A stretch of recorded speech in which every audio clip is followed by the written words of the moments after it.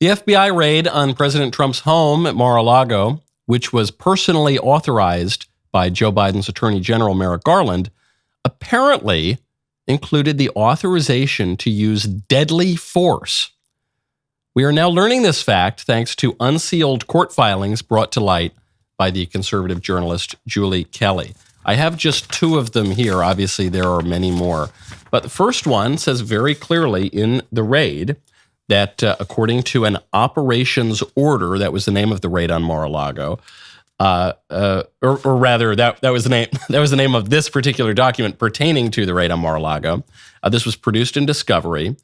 The FBI believed its objective was to seize classified information, NDI, and U.S. government records as described in the search warrant, and therefore, law enforcement officers of the Department of Justice may use deadly force when necessary. The agents planned to bring standard issue weapons, ammo, handcuffs, medium and large size bolt cutters, and they were told not to dress in uniform. They were told to wear unmarked polo or collared shirts and to keep law enforcement equipment concealed. Okay, so then what happens if they get to Mar-a-Lago?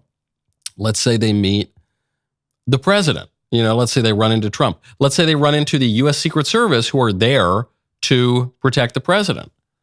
Well, according to all these contingencies here, should the former president arrive at Mar-a-Lago, FBI, MM, EM, and OSCs, all different initialisms for the jackbooted thugs that Biden sent down to rob the president, will be prepared to engage with the former POTUS and U.S. Secret Service team. Engage with them? What does that mean? Should the U.S. Secret Service provide resistance or interfere with FBI timeline or accesses, FBI, MM will engage with, and then some of this is redacted, and they will engage with the U.S. Secret Service POCs per existing liaison relationships. And then furthermore, the FBI search team will knock on each guest room door to determine occupation status. FBI will request a map, list of rooms, and skeleton keycard for all the rooms. So the operations order here says that the FBI is going to show up armed to the teeth. They're going to try to blend in with everyone else, and they're going to be authorized to use deadly force. And then, if they have to, they're going to engage with U.S. Secret Service and Trump himself. Some Biden apologists are trying to argue that this kind of language is routine in FBI raids. It is not. It is not. There is nothing routine in the FBI sending in heavily armed agents to raid a former president and current opposition leader's home with specific instructions on how to engage with the former president and U.S. Secret Service should either, quote, provide resistance or interfere. What conclusion is one to draw from these facts other than that powerful people in the government want to assassinate Trump? It seems crazy to say. I will be the first to admit this seems crazy to say. You asked me 5 years ago, could this ever be the sort of thing that one would suggest? I would say no. But then again, you asked me 5 years ago, it seems crazy to think that the president of the United States would send jackbooted thugs to raid the home of his predecessor and current political rival. Our political reality has become crazy. So what other conclusion are we supposed to draw? I'm Michael Knowles. This is The Michael Knowles Show.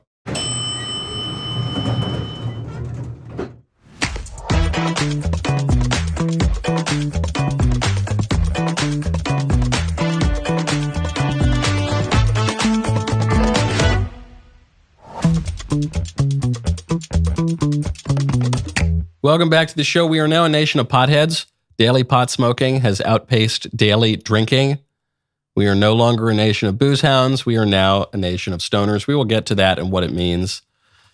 First, though, very often when people smoke too much of the devil's lettuce or drink too much or, just carouse too much, they get really sleepy and they don't get a good night's sleep is the problem. It disturbs their sleep. Well, when you do want to have a good night's sleep, you got to check out Helix. Go to helixsleep.com/Knowles. I have loved my Helix mattress for years. It is truly the gift that keeps on giving. And my son, who just transitioned from his crib to a bed, guess what his first bed is? It's a Helix twin size that is firm yet breathable. If you've not already checked out the Helix Elite Collection, you need to. Helix harnesses years of mattress expertise to offer a truly elevated sleep experience. The Helix Elite Collection includes 6 different mattress models, each tailored for specific sleep positions and firmness preferences. If you are nervous about buying a mattress online, you don't have to be. Helix has a sleep quiz that matches your body type and sleep preferences to the perfect mattress. Plus, Helix has a 10-year warranty, and you can try it out for 100 nights risk-free. They'll even pick it up for you if you don't love it, but you will. Helix's financing options and flexible payment plans ensure a great night's sleep is never far away. Helix is offering my listeners 30% off all mattress orders and 2 free pillows. Go to helixsleep.com/Knowles, Knowles. That is helixsleep.com/Knowles. This is their best offer yet, and it won't last long. With Helix, better sleep starts now. So you got the FBI being called in, armed to the teeth, to engage with the former president when they raid his home. That's not great. Meanwhile, turning to another co-equal branch of government, you have a justice of the Supreme Court being called a traitor and an insurrectionist for flying an American Revolutionary War era flag. This is the latest update to Alito Flaggate. You remember the non-controversy last week was that Justice Alito, actually, I guess it was Justice Alito's wife, after she had been harassed and called all sorts of terrible names by her neighbors while just out going for a walk in the neighborhood. This was after the libs, presumably, leaked the Dobbs decision that overruled Roe v. Wade, forcing the Alitos out of their home because the Democrats kept threatening to murder Justice Alito, as well as other conservative judges. And they really tried to murder one of them, Justice Kavanaugh. And luckily, the murderer lib who traveled from California to D.C. was stopped because some U.S. Marshals happened to be on the scene. After all of this, Mrs. Alito flew an American flag upside down, which is a symbol of distress. Specifically, it's a maritime symbol. If your ship is going on, you fly your flag upside down, you say, we're in distress, and then hopefully you get rescued. So for an hour or two, she flew the flag in distress. We were told that this was an insurrectionist January 6th symbol. It's not. It's a very long-standing distress signal that applies to all sorts of flags, including the American flag. Well, now they got a new one. They got an update.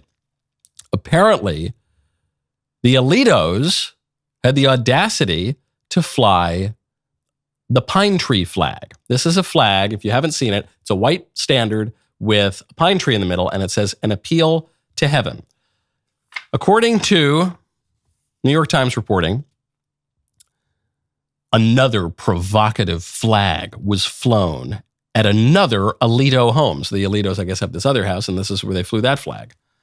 This time, it was the appeal to heaven flag, which, like the inverted U.S. flag, was carried by rioters at the Capitol on January 6th, 2021. The worst day in the history of this or any republic. Also known as the pine tree flag, it dates back to the Revolutionary War, but largely fell into obscurity in recent years, and is now a symbol of support for Donald Trump, for a religious strand of the Stop the Steal campaign, and for a push to remake the American government in Christian terms. Okay. The New York Times doesn't know any. I used to think they knew stuff, but they lied. Now I think they lie, and they also don't know stuff. I have. Hello, fellow insurrectionists. I, too, have an appeal to heaven flag here on my desk. I have this appeal to heaven flag next to a lot of other Revolutionary War flags. In fact, one of the longtime listeners to the show and participants in the member segmentum, AC Cactus Flower, recently sent me this Bedford flag, which is far more provocative than any of these other flags. The Bedford flag, which was, according to tradition, flown at Lexington and Concord, has an arm, like a coat of arm wearing knights' arms holding a sword that says Vince aut morire, win or die. Could you imagine if Alito had flown that? But it's got other flags here. It's got the Betsy Ross flag. We were told the Betsy Ross flag was racist a few years ago. Nike wanted to make shoes with the old Betsy Ross flag. You know, it looks like the American flag, but the stars are in a circle. Colin Kaepernick said that was evil and racist, so they canned the shoes. It's got the Grand Union flag here. This was the first naval flag of the United States. Looks like an American flag, but it's got kind of a little British flag and up in the corner there. We've got the Gadsden flag. We were told that's racist and evil and terrible and terrorist. It's usually used by libertarians. It's the yellow flag with the snake. Don't tread on me. We have another version of that. It's on the red and white stripes. Don't tread on me. I've got some more. I have had this little desk flag set up since I started here at the Daily Wire. Going back to my earliest on-camera days here, when I was the cultural correspondent on the Andrew Klavan Show. You can go back at the tape. I have had this collection of flags, absent my recent acquisition of the Bedford flag. I had it on my desk. This was before, certainly before Donald Trump was the nominee, right? This was before Stop the Steal and January 6, 2021 by 6 years or something. And it had the Appeal to Heaven flag. The Appeal to Heaven flag has fallen into obscurity among liberals, just like all of the early American flags have fallen into obscurity among liberals, just like the current American flag has fallen into obscurity and disuse among liberals. Because liberals hate the American flags, because liberals hate the country. I don't want to be hyperbolic or needlessly provocative about it, but they do. Which is why it was so preposterous when the libs attacked Alito for flying the American flag upside down as a symbol of distress. The libs do that at virtually all of their protests. When they're not setting the flag on fire, they're flying it upside down as a symbol of distress. Frequently, they don't fly that flag because they don't like the American flag, because the flag is a symbol of the country and they don't like the country. So they fly other flags. They fly the Antifa flag. They fly the gay flag, the pride flag, because they want to fly symbols of things that are not the country, because they like things that are not the country. They like things that the country could be. They like alternatives to the country, but they don't really like the country. The Appeal to Heaven flag particularly arouses their ire because it's an appeal to heaven. Sometimes the text on here is an appeal to God, but usually it's an appeal to heaven. They say this is a symbol of Christian nationalism. Well, it's a symbol of the American Revolutionary War, and the American Revolutionary War did appeal to Christianity. John Adams, our nation's second president and a founding father, said the Christian morality is the morality of the country. It couldn't be founded on any other morality. John Jay, first Chief Justice of the Supreme Court, one of the authors of the Federalists, a founding father, he said the same thing. It's a Christian country. Thank goodness. Thank God that Providence has provided that we're a Christian country. That's what he said. And so this kind of Christian language comes from the American Revolution. It goes back further. It goes back to the Mayflower, which, by the way, if you're thinking of Father's Day gifts, I don't know what I'm allowed to say on certain social media platforms. Let's just say Mayflower is a good thing to keep in mind if you're looking for Father's Day gifts. But this Christian language was always there. My least favorite part about the Appeal to Heaven flag is that text actually doesn't come from the Bible. It doesn't come from the writings of the church fathers or the saints. My least favorite part about it is that text actually comes from John Locke in the Second Treatise of Government, and it is an argument for the right to revolution because ultimately the final stage in your appeal process to rectify political wrongs is not just to appeal to your senator or your member of parliament or to your king even. It's to appeal to heaven, to God, which it's a little bit lib revolutionary language for me, but the underlying principles, I think there's a lot to recommend them. And certainly those principles were present at the time of the revolution. They're deeply embedded in the American tradition. The libs are going after Alito and the other judges that they have tried to kill in recent years, not because the judges are somehow anti-American. It is because the libs are anti-American. And they hate people who defend the legitimate, enduring traditions of this country, and they hate the symbols that represent that country. No bueno. You know what else is no bueno? Debt, which is why you ought to check out Zero Debt USA. Go to zapmydebt.com. Is your debt keeping you up at night? Are you tossing and turning, worried that you will never be able to get away from it? The unfortunate reality is that our banking system is designed to trap you in debt. These insanely high-interest credit cards and loans make it nearly impossible to pay off your debt. Well, thankfully, there's a new way out of the debt trap with Zero Debt USA. Zero Debt USA, formerly known as Pivotal Debt Solutions, is not like the old-school debt relief companies that string your debt out for years. They have new aggressive strategies to end your debt faster and easier than you thought possible. Zero Debt USA can cut or even eliminate interest. They will help find programs to write off your balances so you owe less. They can stop those threatening phone calls The bottom line is that Zero Debt USA will find every solution possible to end your debt permanently. Before you do anything, contact Zero Debt USA at zapmydebt.com. Talk to them for free and find out how fast they can help you get out of debt. That is zapmydebt.com. Not to put too fine a point on it, but Providence has provided for us a video of some crazy lib going viral because he flew into a fury when he noticed that there were people flying American flags on the beach. I'm here enjoying a nice day at the beach with my kids, and I turn around. I got these flags planted here on the beach by these MAGA Listen, this is all America. We know you didn't storm the beaches to stake out your territory on the beach. This isn't the moon. I get it. This is America. But I'm sick of my flag being represented by white nationalist trash on a beach. Go yourselves. I'm sick of it. I'm sick of you people who want to sit here on the beach with your families and enjoy the sun and a wholesome time using my flag. My flag is supposed to represent and open borders. Okay, that's my country. That's why I, a big lib, want to reclaim the American flag. Well, the problem is, big lib, that's not what the American flag stands for, which the wiser libs have understood. The libs are, this is the subject of my book, Speechless. This is the subject of a lot of, thank you. This is the subject of a lot of political conversation in recent years. The libs are always trying to take symbols, be they words, be they flags, be they images, and reappropriate them and transform their meaning. The rainbow, for instance, is a symbol that God gives to man to say that he'll never again destroy the world in a flood. That's where the rainbow comes from. And the libs take that and make it into a defense of really weird. And they did. They appropriate on similar topic. They took the word gay, which meant happy, and they used that to apply to decadent. But it's not just on those social issues. Even terms like illegal alien, we've now made that term taboo. The term you have to use is undocumented American. But the problem with illegal aliens is that they're not Americans. That's what distinguishes them from everyone else. That is their political identifier.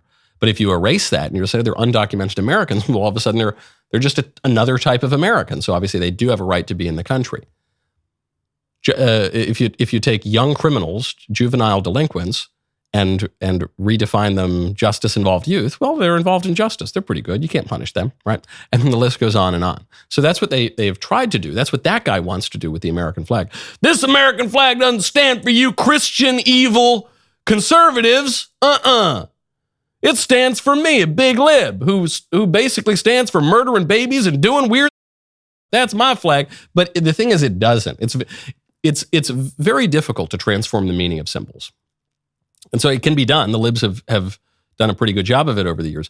But with the symbol of the country that everyone has rallied around for a very, very long time, it's going to be much more difficult, which is why another group of libs, they just have their own symbols. They say, no, okay, you conservative, probably Christian or Christian-friendly Americans, you can have your American flag, and we're going to have our flag, which is the gay flag. And that's going to be the flag that we salute, and it's going to be the flag that we fly in parades, and it's going to be the flag that we consider to be the representation of our country. And what we're going to just try to do is marginalize your flag and say that it's evil and racist, and we're going to take it off of sneakers, and we're going to tell justices of the Supreme Court to get rid of the flags of America, of the traditional American country, and we're going to transform it into something totally new.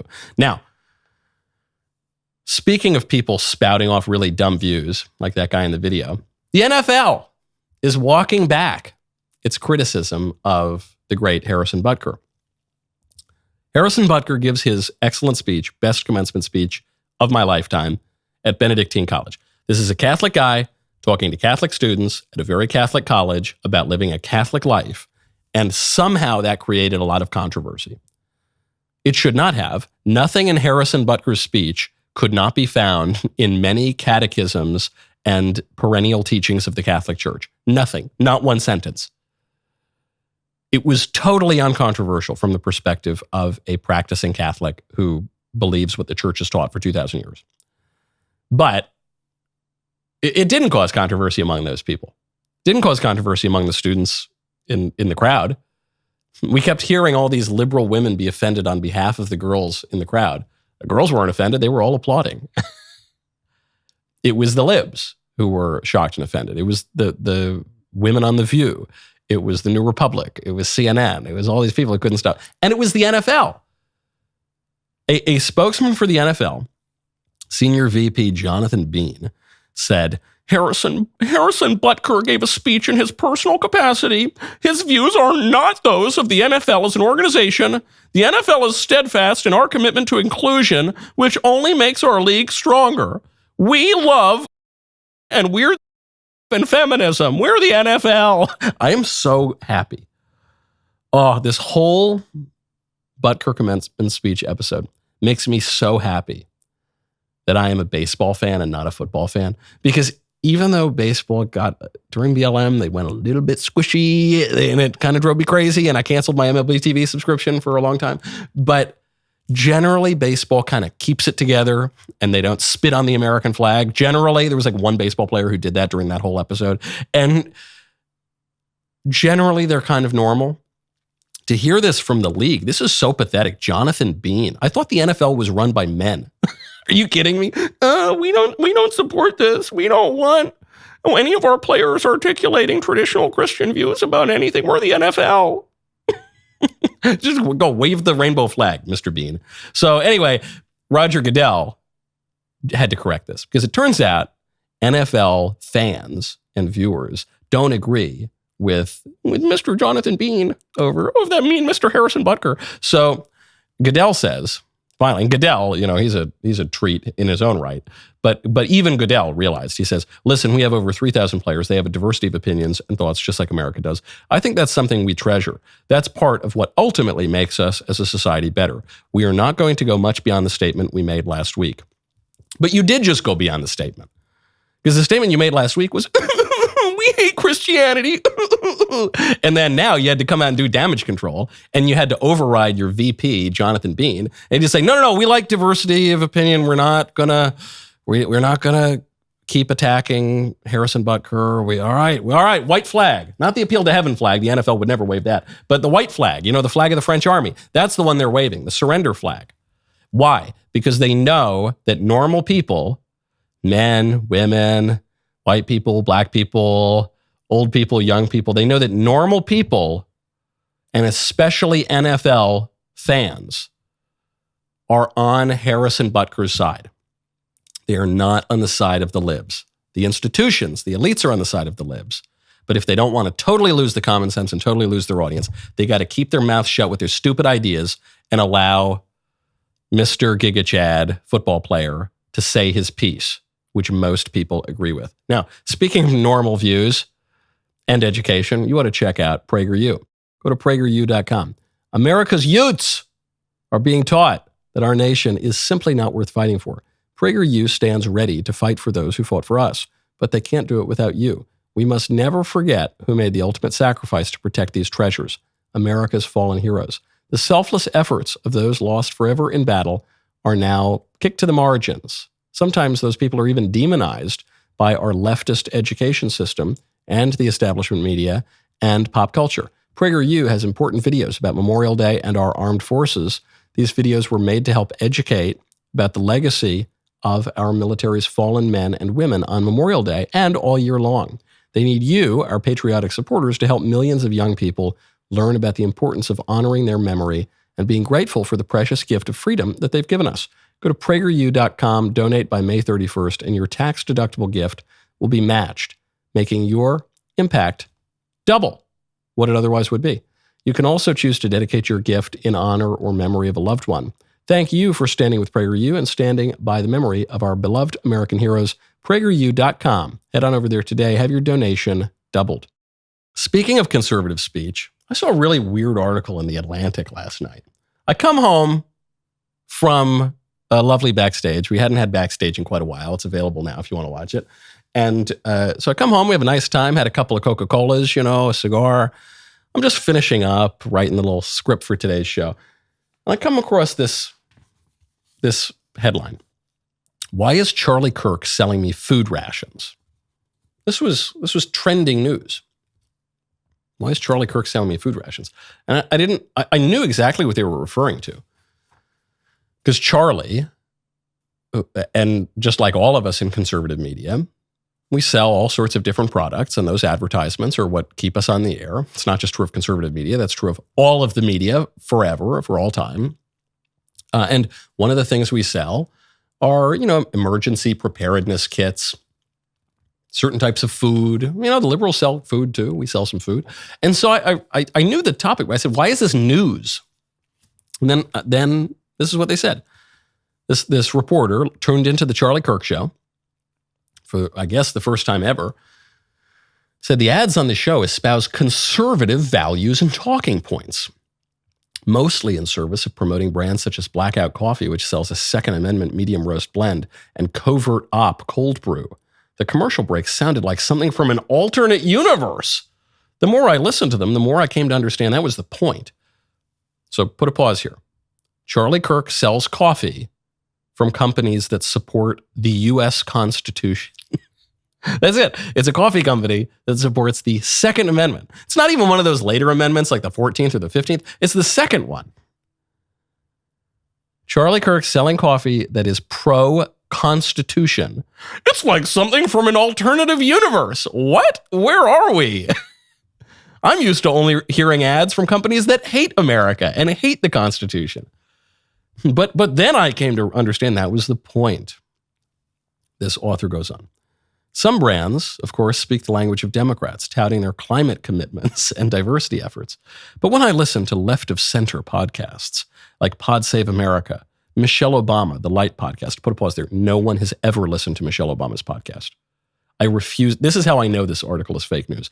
Some people, I think, listen to Pod Save America, Beltway, establishment, Democrat types. Not one person has ever listened to Michelle Obama's podcast.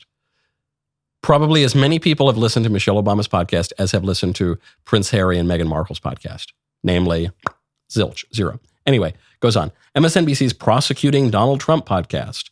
I mostly heard ads from an assortment of nonpartisan brands, such as Ford, Jefferson's Ocean-Aged at Sea Bourbon, eHarmony, and Simply Safe. The right, meanwhile, has long hawked products that you don't typically see advertised on mainstream outlets and shows. Okay, I'm going to put a pause here. There are two explanations for this. The explanation, two explanations for this and an explanation for why this is news. The first explanation is liberals and conservatives have different priorities. Yes, conservatives like brands. We like coffee, which is normal stuff that normal people drink. And we like brands that support our country, the Constitution.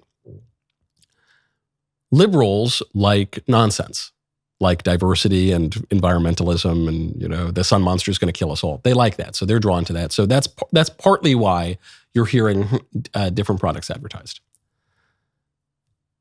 The second reason, why is it that the mainstream brands tend to be on the liberal channels? Because these supposedly nonpartisan companies are pretty partisan. Ford, think of just the big corporations, Ford, Target, Procter & Gamble, Nike, Budweiser. I'm just pulling these off the top of my head. They're not nonpartisan. They've all gone woke. For many years now, they have trended to the left. Some have trended very, very far to the left, like Nike canceling a shoe because it has an American flag on it, because some radical NFL activist and a malcontent, Colin Kaepernick, bullies them into it.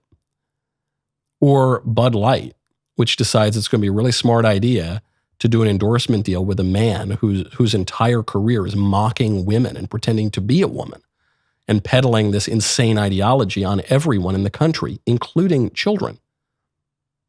That's not just left of center. That is radical leftist. That is 20 years ago, Democrats would have agreed with Republicans that you should be deported if you push those kinds of views. Clinton Democrats, mainstream Democrats, today that is mainstream on the left. and mainstream in corporate America, is the liberals have captured all the institutions of power. So yeah, that's why the powerful mainstream brands advertise with the left. They won't work with the right.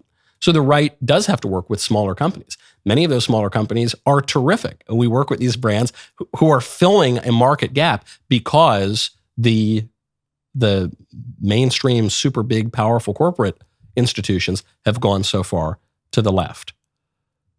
That's why. And why is this news? This is news because the libs have no idea how we think, and the libs have no idea or refuse to acknowledge how our political order really works. I know what they're going to say on Pod Save America. I know what Michelle Obama is going to say, even though neither I nor anyone else has ever listened to her podcast. The libs don't know what I'm going to say, or what Ben is going to say, or what Matt is going to say, or what Charlie Kirk is going to say. They don't know. The way that they know who we are, they certainly know who we are because they publicize us all the time through their operative networks like Media Matters and Right Wing Watch and all of the groups that exist to get us taken off the air because they're so afraid that our views will reach people, and they're so afraid that we'll sell food rations or whatever, coffee. And so they see the little clips, usually taken out of context, almost always taken out of context. And that's why they're familiar with who we are. But they've never listened to any of our shows. They didn't listen to Rush Limbaugh's show. None of these people did. So they don't know what we think. They don't know what we believe. They don't know why we believe what we believe. And we do know what they think. So they just don't. They're just shocked. Why is it that Ford won't work with Charlie Kirk? Because you guys won't let them. That's why. Why is it that the conservatives don't seem to have much political power? Well, it's because the liberals have won virtually all of the political power in the country, and that's a little bit your fault because you libs are just awful, and really, really powerful, and you've just squeezed us out of the public square. But it's also our fault because we've let it happen, and we've been weak, and we haven't fought back in a very effective way. But that's why. And at least we know it. At least we get what's going on. You guys, you're just like befuddled. You're standing there scratching your heads, drooling. Why is it that Nike and Procter & Gamble and Bud Light don't want to advertise on the Michael Knowles show or the Ben Shapiro show, the Matt Walsh show, the Charlie Kirk show, or the Dan Bongino show? Yeah, I don't know. Have you guys looked around our political order once in the last 50 years? Good grief. Now, speaking of consumer choices, this is a tough one. You know I'm not the biggest fan of the devil's lettuce. I'm not saying it's the single worst thing in the world. I'm just not a big fan. I might have, on occasion, given it a little try. It's not my thing. However, my view is not typical of America these days, I guess, because daily and near-daily marijuana use is now more common than similar levels of drinking in the U.S., according to an analysis of national survey data over 4 decades. Gone are the days of Don Draper sitting back, having a drink after work, or a drink during work, as was the case of a lot of those guys back then. Gone is the America of Don Draper. In is the America of Seth Rogen and Cheech and Chong. So what I'm going to ask you, even if you love the sin spinach, even if you think there's nothing wrong with it or whatever, do you think America was better or would be better if it were the America of Don Draper? If it were the America of men like Winston Churchill? I know Winston Churchill was British, though he had an American mother and was actually a descendant of the Mayflower. But, men who after work, maybe they like a drink, and maybe you don't like a drink or a smoke. But if you're going to pick one, the America that, has a little whiskey after work, nice glass of red wine maybe, or the America that rips a bong hit out of the Peruvian parsley. I have my view of it. I think if America becomes a bunch of Seth Rogens, the conservatives are never going to win an election again. And I think Don Draper, he probably voted Republican a lot of the time. Not John Hamm, but Don Draper probably did. And I think that's borne out by how the elections went. Now, furthermore, in addition to pot smoking outpacing drinking, a good 40% of current marijuana users are using it daily or near daily. Now, this blows alcohol out of the water. This is more like cigarette smokers. If you're a cigarette smoker, you very likely are having a cigarette every day, or many cigarettes every day. That's not necessarily true for people who drink. I don't drink alcohol every day. I drink a lot of days. I'll have a little drink, at the end of the day, but not every single day. Even cigars. I'm a cigar smoker. I own a cigar company, and still, I don't have a cigar every day. 40% of marijuana users, and marijuana is different from cigars in that marijuana goes into your lungs, so it wreaks certainly more havoc there. And unlike cigars or even cigarettes, it changes your mind. It's mind altering, right? It's more like alcohol in that way. And 40% are ripping this stuff every single day, which shows that it is more addictive.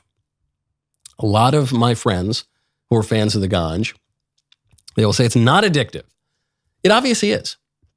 If 40% of users are smoking every single day, that's addictive. And I got friends, especially, I lived in LA, kind of a chewing capital of America. I had friends who were professionals, who would go to work, who were wake and bake kind of guys, A lot, multiple friends, not just in LA, in New York, in all over the place. So I'm just saying, I see the trend line, so I know I'm on the losing side of this for now. But in the long run, it will be proven. Mark my words, this is a Nostradamus prediction. I'm so furious about it that I'm knocking my microphone over. It will be shown that marijuana is very bad for your health, for your physical health, like your lungs, and for your mental health. It will be proven that marijuana is obviously addictive, at least habitually, if not physically. And it will be proven that as more and more people smoke marijuana, more and more regularly, America becomes more and more liberal. It will be proven. We might not be able to stop it. I'm just bookmark this and check back in 10 years. And I will, at that point, hate to say that I told you so. Ladies and gents, this is the reason that we say do not miss Backstage. We promised a big surprise from Jeremy Boring, and he didn't realize that we were promising that. So I said, what's the big announcement? He said, I don't have a big announcement. I said, what? He goes, yeah, I don't know. He said, I don't know. The marketing department must have made that up. I didn't say that. I said, well, you got to give him a big announcement. They said, I don't know. Well, I got some stuff in the pipeline. I'll tell you what, let's premiere the Jeremy's Razors, second greatest commercial ever. That's right. So we promised a big announcement. He didn't have a big announcement. But then we got a big announcement anyway. If you missed it, take a look right now.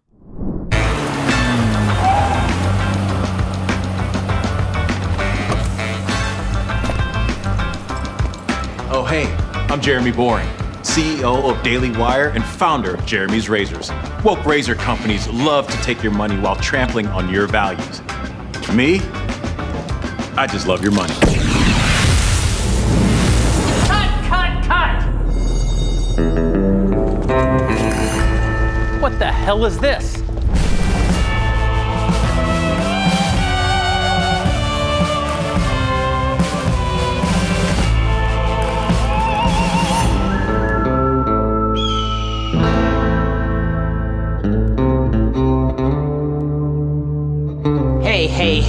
Hey, nobody calls cut on my set but me. What, do you run Hollywood now?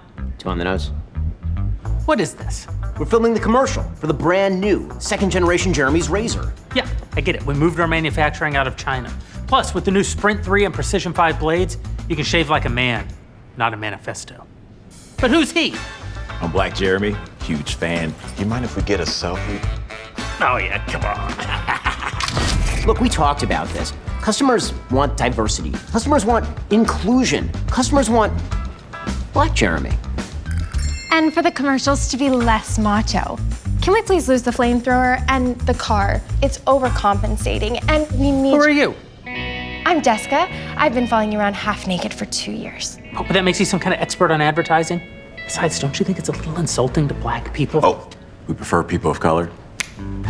Don't you think it's a little insulting to black people of color that instead of giving them their own roles to play, you just recast them as a beloved white character?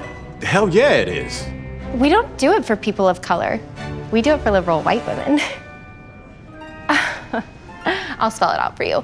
Liberal white women make most of the purchasing decisions for the family, so happy commercials with people of color smiling at each other make them feel hella virtuous. Bitches love to feel virtuous. They do. That's why there's no white people in commercials anymore? Exactly. But that's so... Gay? Sorry, I'm the body positivity hire. You are so brave. What is even happening right now? Think of all the razors you'll sell. And don't forget Jeremy's shampoo and conditioner. They are excellent products. Hey, what if I play your character a little less bitchy? Unbelievable. Jeremy's Razors isn't for liberal white women. It's for men. Conservative men. So stop giving your money to woke corporations who hate you. Give it to me instead.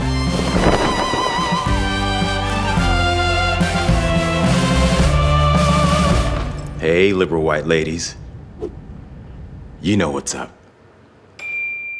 Go to jeremysrazors.com now and buy the new radically redesigned second-gen razors featuring sharper, longer-lasting blades and superior durability. Now in more inclusive 3- and 5-blade models. We worked with the best engineers to bring you a truly top-quality razor that is not made in China. Today, we are proud to announce not only have we brought you a new radically redesigned razor and the second greatest commercial ever, but Gen 2 is now available for sale on Amazon. Selling on Amazon means reaching even more people who want a shave that is like the shave of a man, not like a manifesto. Within hours of the second greatest commercial ever being released, Jeremy's Precision 5 razor became the number 2 selling men's razor on Amazon. Every win is one more step in winning back the culture from the libs. We cannot do it without your support. Business is hard. Getting our products into retail happens in several steps. This is just the first one. In order to become Prime eligible on Amazon, we have to show Amazon the demand for our product. That is where you come in. We need you to head over to Amazon right now and make the Jeremy's Razor second gen razor the number 1 men's razor on Amazon. My favorite comment yesterday is from Aaron Dennis 1111, who says, "They never ask about female imams. I wonder why." It's so true. That's true. There, you do. Can we now? Don't forget when the liberal journalist asked Pope Francis, "Do you think we'll see female deacons and priests ever?" Pope Francis responds, he goes, "No, no, you will not hear ever from those things. You will never see those things. No." I added, it was just one word answer. No. But why? Why do they care? Why not just be Episcopalian or Methodist? Because they want to destroy the Catholic Church and they think that they have a chance of infiltrating and really weakening it. I think they know if they ask that question of the Muslims, first of all, they don't really care because it's a different civilization and a different culture. But 2, I think they realize that if they ask that question, they will very quickly become disconnected from their heads. So it's ain't going to happen. You're not going to see imamresses anytime soon. Speaking of different cultures, I have to make a big retraction. It takes a very big man, a very big, handsome, sexy man to admit when he was wrong. And I was wrong. Now, I was wrong. I didn't err in that I made the right decision given the information I had at the time. But later information proved that what I advocated was not correct. And so I'd like to just clear the air. A few days ago on the show, I endorsed Yasuke. Yasuke is the black guy. My producers insist that this man's name is pronounced differently. I heard Yasuke, and then now they're writing in my teleprompter it's pronounced Yasuke. I don't care, nerd, Professor Jacob. I'm calling him Yasuke because that's what it's spelled like. So anyway, I endorsed Yasuke, and I said, Yasuke, even though he's a black guy in the Japanese samurai story, he's a real character. He went over to Japan with an Italian, Jesuit missionaries, and they go over there and he impressed some of the imperial people and ends up becoming a retainer in Japan. And so he's a type of samurai. I think that's historically interesting. And so I think I endorsed him being in the video game. And then they had to make him gay. And it's not even, look, had Yasuke been gay, I'd say, okay, include it. Oh, I get it's history, and history is kind of interesting and weird sometimes. But I don't think Yasuke was gay. Okay? And I know there are going to be all sorts of Jesuit jokes and all sorts of Italian jokes that pop up. But back in those days, the Jesuits were really, really solid. Things went a little bit wrong in the intervening. But there's no evidence that Yasuke was gay. And yet, according to new reporting on this from all sorts of outlets that I've never heard of before because I don't play video games, according to this reporting, the company itself, Ubisoft, wrote in a blog post, Naoi, I guess that's another character, and Yasuke's disparate personalities also lead them to have different relationships and rapports with other characters. And they don't always feel the same way about people, nor do people always feel the same way about them. Romantically, they will also attract and be attracted to different types of people. Through the pair, players will get to experience a multitude of relationships. And this is, there is a lot of other evidence in this article that I won't finish reading that suggests that they're going to make Yasuke gay. Because they got to make everything gay. Because it's 2024 and everything has to be, not even gay. Gay is sort of conservative and traditional now by the standards of today. Now it's all got to be like 3 genders and pansexual, and you got to be into like polycules with billy goats. So I formally withdraw my endorsement of Yasuke. Not of the person Yasuke, he seems kind of interesting, but of the video game. They took a very interesting historical story and they made it much lamer by imposing an anachronistic and historically unsupported lavender coating to the whole thing. It's out. Now I'm never going to play Assassin's Creed. Not that I was going to before. Speaking of disreputable digital things, the feds have just charged a man for making child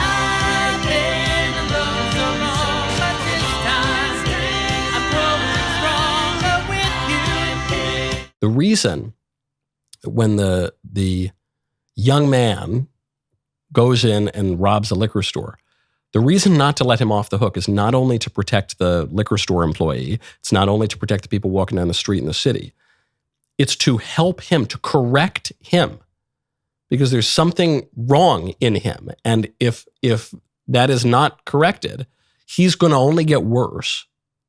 And that will harm him, and it's going to harm all of society because he's part of society. This was common sense from antiquity until about 5 minutes ago. Now we forget all of that. We let the criminals off the hook, and that is cruelty to innocent people, but it's cruelty to the guilty too, because you abdicate your responsibility as a society. You abdicate your responsibility as a civil authority to help people flourish, which is the point of government, to do good and to avoid evil. There's more to it than that, but that's the basic argument. The rest of the show continues now.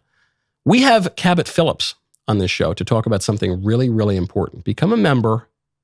Use code Knowles, Knowles, right now at checkout for 2 months free on all annual plans.